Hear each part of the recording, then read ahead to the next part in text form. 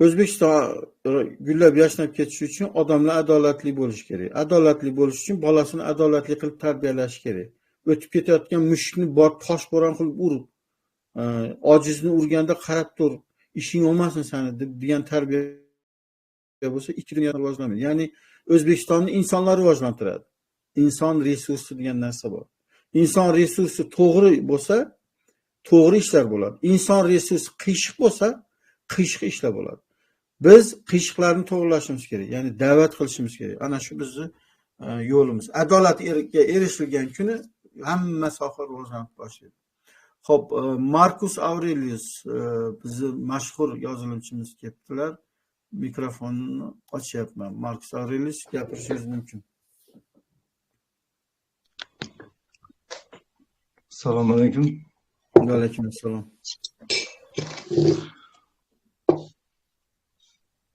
Mana Rossiya bilan bog'liq 2026-yilgi harbiy rejalarida bir mish-mishlar tarqaldi. Endi hozircha kommunikatsiyaga sizilmadi bu ma'lumotlar. 2026-yilda oxirlarida Rossiya quruqlik elita qo'shinlarini 10 mingtasini oilalari bilan Tojikiston regioniga ko'chirishni ko'rib chiqayotgan ekan. Buni siz qanday sharhlagan bo'lardingiz? Shunchaki shaxsiy fikr. Xo'p, Markus Aurelius, savolingiz uchun rahmat. Siz ishonarli ma'lumotlar berasiz. O'tgan safar ham Yonatan to'g'risida, Gabriel Yonatan to'g'risida berdingiz. Juda ko'p ko'rildi o'sha qismi, jonli o'yinni, shu sizni gapirganingiz qismini men kesib alohida qo'ydim. Shu 100 necha mingdan oshib ketdi shu nima qilish. Nimaga odamlarda bunday informatsiyaga ehtiyoj bor, tashnalik bor. Hozirgi informatsiyangiz ham juda muhim, juda xavotirli. 26-yil oxirida raskvartirovka, ya'ni oila poylashi bilan bu yoqqa olib kelish degani, demak Tojikistonda ikkinchi Turkistonskiy voyenniy okrug ochmoqchi bo'ladi. Bu degani Tojikiston to'liq Rossiyani guberniyasi bo'ladi va Tojikistondan turib hammaga o'sha kordon bo'ladi. O'sha yerdan turib hammani qurol hujum qiladi, orqadan turib hammani ezib turadi. Endi meni bu siz aytgan ma'lumotingiz bo'yicha boshqa savol qiziqtiryapti. Tojikiston bunga demak rozilik beradimi, beryaptimi? Hozir Tojikiston G'arb bilan, Eron bilan hamkorlik qilishga tayyorgarlik ko'ryapti. Tojikiston buni qanday qabul qilyapti? Tojikistonning bundan xabari bormi? Nima deb o'ylaysiz?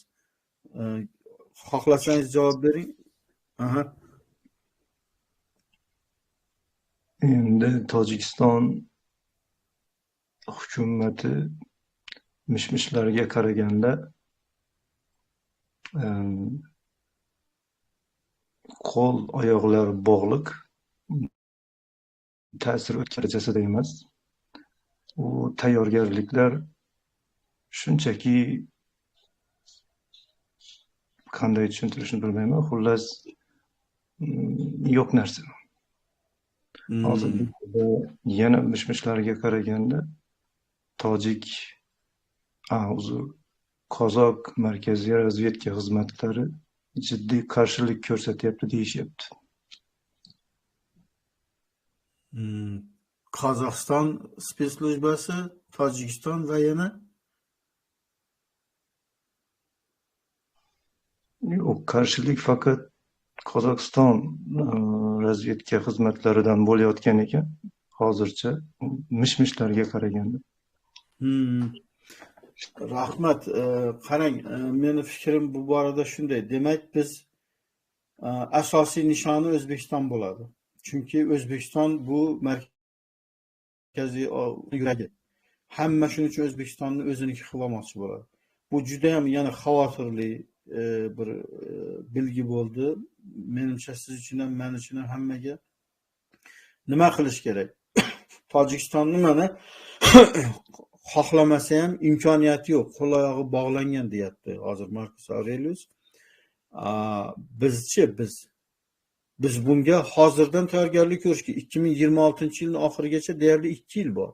2 yilning ichida harbiy razvedka mana shu Tojikiston bilan chegaralarga mutlaqo nima deydi? Zamonaviy Rossiyaniki bo'lmagan harbiy texnika nimalarni joylashtirishimiz kerak, unaqa bo'ladigan bo'lsa. Chunki u biz uchun kelyapti. Bizni urush uchun kelyapti. Yaqinda o'sha yerda. Qozog'istondan kelib urush qiyin, territoriya katta. Endi qozoq birodarlarimizni ular qarshilik ko'rsatayotgan bo'lsa, demak biz qozoqlar bilan bu borada hamjihat bo'lib bunga qarshilik ko'rsatishimiz kerak. Bu Rossiyaning bunday fisq fasod rejalariga.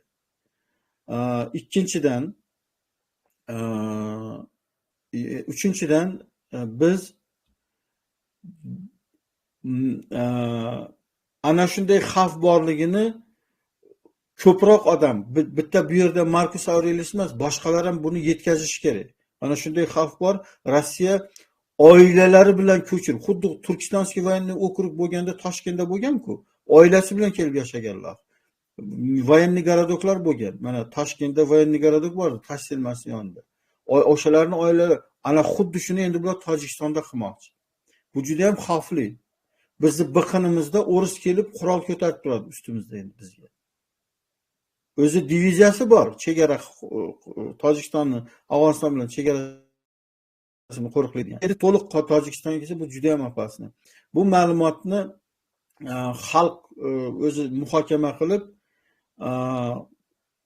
men bir narsa aytayda, Rossiya bilan ochiqcha konfrontatsiya, urushga tayyorgarlik ko'raverish kerak. Boshqa iloji yo'q. Chunki shuning uchun kelyapti. O'zbekistonni urush uchun kelyapti. Qarang, shu yerga nima uchun kelyapti? Qirg'iziston uchunmi? Yo'q, Qirg'iziston ularga problema emas ularning bor. Turkmaniston odam yo'q-ku. Hozir kirib kelsa ham hech kim yo'q u yerda. 2,5 million aholi qolibdi 6 milliondan. Hammasi chiqib ketgan. Kim uchun kelyapti?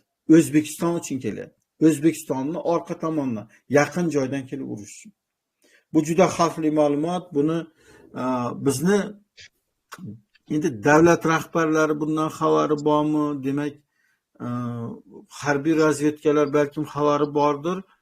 Shunga yarasha tayyorgarlik ko'rish kerak. Agar kerak bo'lsa, himoyalanish uchun yordam so'rasa ham bo'ladi. Yordam so'rasa kimdan? Yordam bersa oqibati kamroq yomon bo'ladigan tarafdan, Amerikadan yoki Xitoydan qaysisi ko'proq yordam beradi? Bu birinchi. Diplomatik tomondan ham bunga hozirdan chora ko'rib borish kerak. Rossiya mana bu yerga kelyapti. Bu biz uchun kelyapti. Buni bizga yordam beringlar. Yoki yordam bermasa, xalqni o'ziga tayanib oddiy shu borib nima deydi, byudjetni o'sha harbiy xarajatlar uchun ajratilgan pullarga eng zamonaviy qurollar olish kerak. Turkiya balkim berar. Lekin Turkiyadan men umidim yo'q, chunki Rossiyaning do'sti u. Rossiyaning do'sti. Endi diplomatiyada O'zbekistonga tegma, Qozog'istonga tegma deyish mumkin. Lekin amalda biror ish qilmaydi bular. Bu meni fikrlarim edi. Yana kimdir Markus Aurelius qo'shimcha qilaman desangiz, mikrofonlar faktsiz mishmishlar albatta. Lekin shu mishmishlar ichida Ozarbayjon harbiy komandasi buni qo'llab-quvvatlagan. Turkiya ham mishmishlarga qaraganda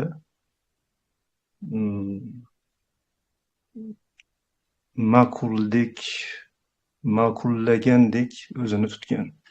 Albatta bular mishmish. Balki xavotirga o'rin yo'qdir. Endi umid qilamiz mishmish bo'lib qolsin deb. Lekin Sizda buncha informatsiya biladigan odamlarda bu prosta mish-mish emas, asoslari bor. Men o'zimni tahlilim bo'yicha mana hozir aytdim, Turkiya bunga qarshilik qilmaydi. Rossiyaning Tojikistonga kelib bizga hujum qilishiga qarshilik qilmaydi dedim. Mana hozir odam Markus Aurelius aytyapti, mish-mishlarga qaraganda o'zini indamay tutgan, ya'ni borsang boraver o'sha yoqqa, nima qilsang qil deb tutgan Turkiya. Ozarbayjonga umuman harbiylari bor degan. Mana sizlarga Turon ittifoqi. Mana sizlarga yagona Turkiston. Men 2 yildan beri aytib kelaman, ey, ishonmanglar bularga. Bular Rossiyaning odamlari. Birisi ochiqdan ochiq Ozarbayjon Isroilni qo'llab o'tiribdi genotsidda. Ikkinchisi, ey Isroil haddingni bildi, bu odam kemada yordam berib o'tiribdi. Ishonmanglar bularga deb keladi. Mana ko'ryapsizlarmi? Bizni Rossiya tashlab qo'yadi bular. Hech qanaqa ittifoq bo'lmaydi. U orzu havas u. Turonchilar aytib yurgan gaplar. Biz ham uni orzu qilamiz, lekin real siyosat mana boshqa narsa. Endi do'stlar, jasoratli, shijoatli jangchilarni yetkazishimiz kerak. Qo'rqoqlarni supurib tashlashimiz kerak yo'limizdan. Butun vatanparvar odamlarni vatan himoyasiga hozirdan shu narsalarni tushuntirib tayyorgarlik ko'rib borish kerak. Xalqqa tayanilmasa bironta armiya janglar, bunaqa katta janglarda dosh bera olmaydi. Xalqiga mana Rossiya mobilizatsiya qilyapti, majbur qilyapti. Nima uchun? Xalqqa tayanilmagan armiya. Ukraina ham armiyasi xalqqa tayanilmagan. Bitta 4 ta 5 ta askarda qurol bo'lgan bilan bo'lmaydi. Xalq ham kurashishni xohlashi kerak. Xo'p, keldi ham bostirib, boshqa qildi. O'sha men aytgan gaplar konstitutsiyam loyihamda yozganman-ku. Dushmanbe bu konstitutsiya atboy. Bugun bizlarning mana shu yerda vassal o'tiradi, yana O'zbekiston Sovetskiy Sotsialistik Respublika bo'ladi desa ham, kechasi o'ldirib ketadigan o'sha qurol pajitnini berilgan odamlar bo'lish kerak. Bizda shunday harbiylarni topish kerak, bor shunday vatanparvar. Shularga qurol, pulemyot, granatomyot, Stingergacha berib qo'yish kerak. Yashirib o'zi qo'ysin, o'zi kelib kechasi otib yana ishini qilaversin. Ana shunda bular davlatni egallay olmaydi. Afg'on davlatchiligiga bag'ishlangan nimada aytdim men buni.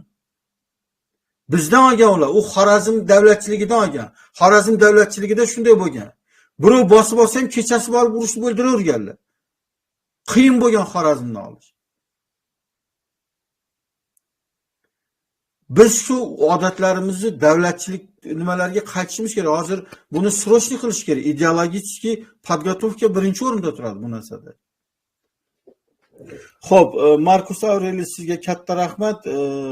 Savolingiz uchun ham, bergan bilgilaringiz uchun ham. Jonli yayinimizni mana shu qismini videosini kesib alohida o'tgan safargidek rolik qo'yaman. Nima uchun? Bu xavfdan ko'proq odamlar xabar topsin, bilgi olsin. Shunday xatar kelyapti 26-yilning oxirlariga qarab degan tushuncha hammada bo'lsin. Ya'ni dabdurustdan bir narsa bo'lib qolmaylik deyapman. Shu ma'noda kesib qo'yaman buni. Sizga katta rahmat, Markus Aurelius. Endi